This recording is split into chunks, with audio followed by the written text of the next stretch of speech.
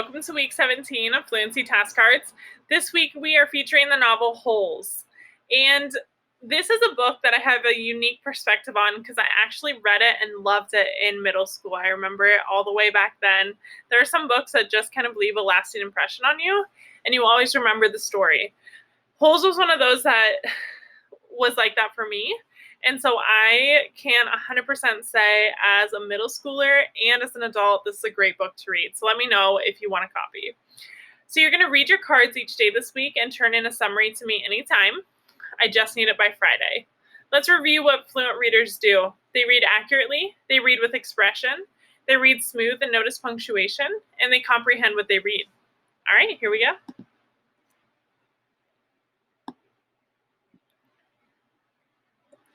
There's no lake at Camp Green Lake. There once was a very large lake here, the largest lake in Texas. That was over 100 years ago. Now it is just a dry, flat wasteland. There used to be a town of Green Lake as well. The town shriveled and dried up along with the lake and the people who lived there. During the summer, the daytime temperatures hovers around 95 degrees in the shade, if you can find any shade. There's not much shade in the big dry lake. The only trees are two old oaks in the eastern edge of the lake. A hammock is stretched out between the two trees, and a log cabin stands between that. The campers are forbidden to lie in the hammock. It belongs to the warden. The warden owns the shade. Out on the lake, rattlesnakes and scorpions find shade under rocks and in the holes dug by campers. The reader is probably asking, why would anyone go to Camp Green Lake? Most campers weren't given a choice. Camp Green Lake is a camp for bad boys. If you take a bad boy and make him dig a hole every day in the hot sun, it will turn him into a good boy. That's what some people thought. Stanley Yelnats wasn't given a choice. The judge said, you may go to jail or you may go to Camp Green Lake. Stanley was from a poor family. He had never been to camp before. Stanley Yelnats was the only passenger on the bus, not counting the driver or the guard. The guard sat next to the driver with his seat turned around facing Stanley.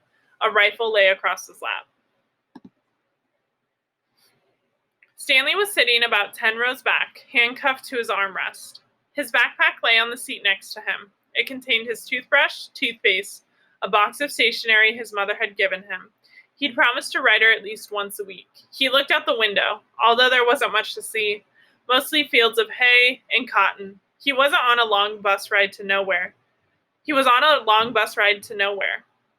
The bus wasn't air conditioned, and the hot, heavy air was almost as stifling as the handcuffs.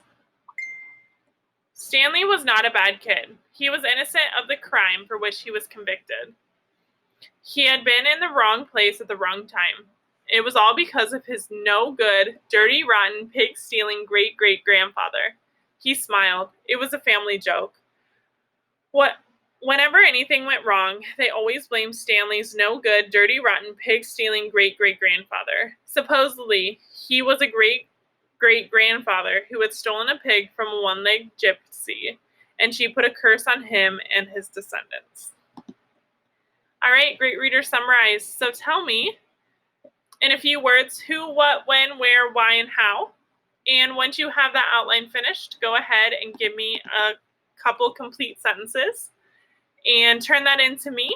Thank you for investing in yourself, and you are on your way to better fluency.